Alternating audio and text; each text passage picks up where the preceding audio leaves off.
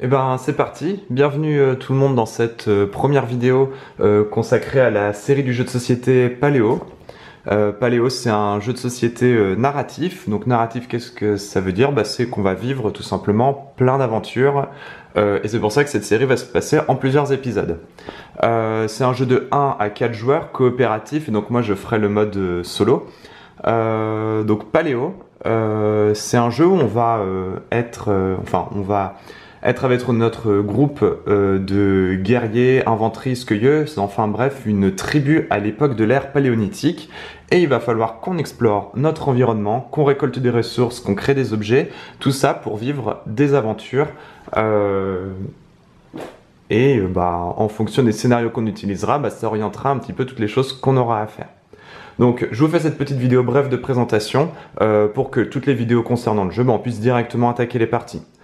Le jeu est tout simple, il y a pas mal de matériel qui est assez joli et assez sympa à manipuler et vous verrez et le découvrirez au cours des différentes vidéos.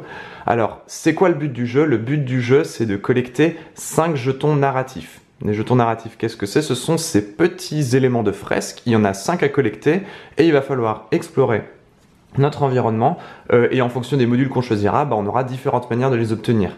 Ces jetons narratifs, en fait, ça va faire qu'on va peindre une grande fresque ici qui correspondent aux faits qu'on aura accomplis au cours de notre aventure. Donc dès qu'on a le 5e, on a gagné. Comment on perd? On peut se prendre des pénalités de différentes manières et ces pénalités seront présentées par ces jetons tête de mort et à partir du moment où on aura notre 5e tête de mort, ça mettra fin à la partie, mais sur un mode de défaite. Alors, comment on joue? Le jeu est tout simple. On commence avec une tribu de deux personnages. Ces personnages vont avoir différentes compétences et capacités. C'est vraiment tout simple. Il n'y en a que 3.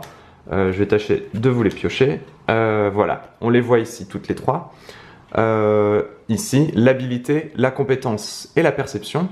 Ces différentes compétences vont nous permettre de pouvoir faire plein d'actions dans l'environnement qu'on explorera. Donc au début, commençant avec 2 personnages, on est une équipe qui n'a pas beaucoup de compétences, mais ça va être le but du jeu justement de pouvoir étoffer notre équipe pour pouvoir faire des actions de plus en plus importantes. Comment se passe le jeu? Ça se passe sur un cycle de jours où on va explorer notre environnement, matérialisé par toutes ces cartes avec des dos différents, la montagne, la forêt, la rivière, enfin voilà, il y a pas mal de choses.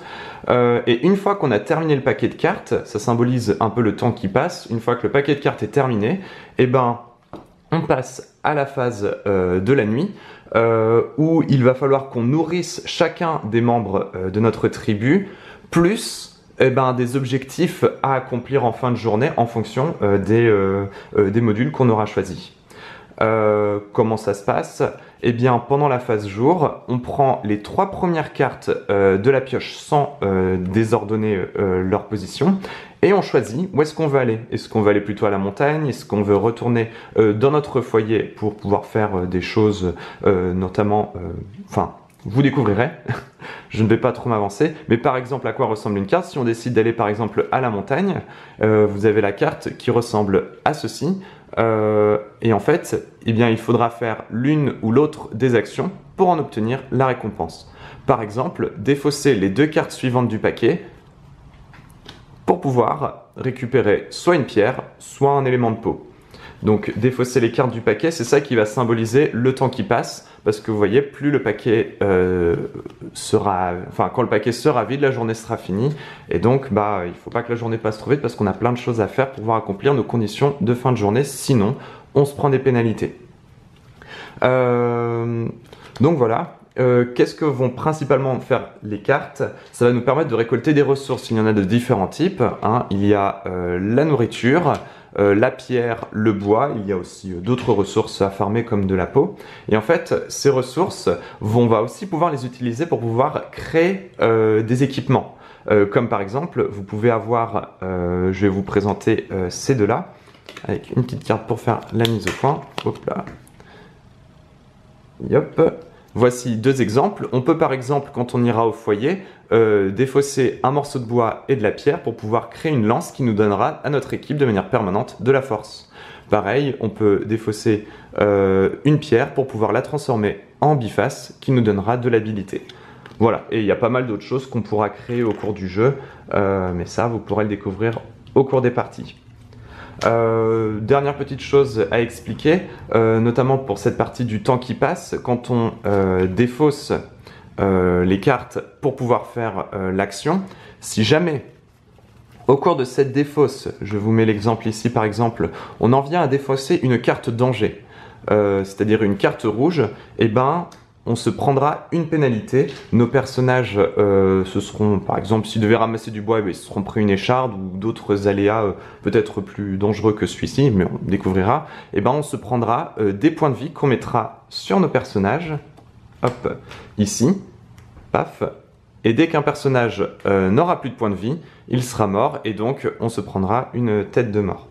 Voilà. Globalement, vous savez tout des règles du jeu pour pouvoir comprendre les vidéos qui suivent. Et puis le reste, ce sera de la découverte parce que justement, les différents modules, il y en a 10 au total, vont apporter à chaque fois des mécaniques et des concepts complètement différents.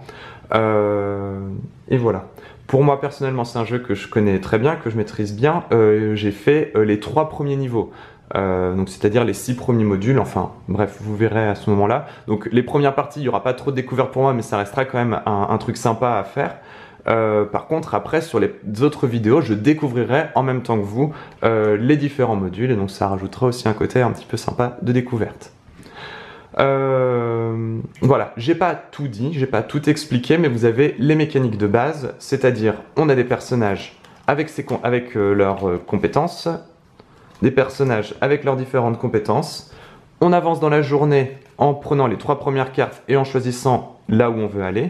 Une fois que le paquet de cartes est terminé, la journée est terminée, il faut accomplir les conditions de fin de partie, sinon on se prend des pénalités. Pour gagner, récupérer 5 événements narratifs. Pour perdre, se prendre 5 pénalités. Aussi simple que ça. Et ben merci d'avoir regardé la vidéo et puis je vous retrouve à tout de suite dans les vidéos suivantes. Allez, salut!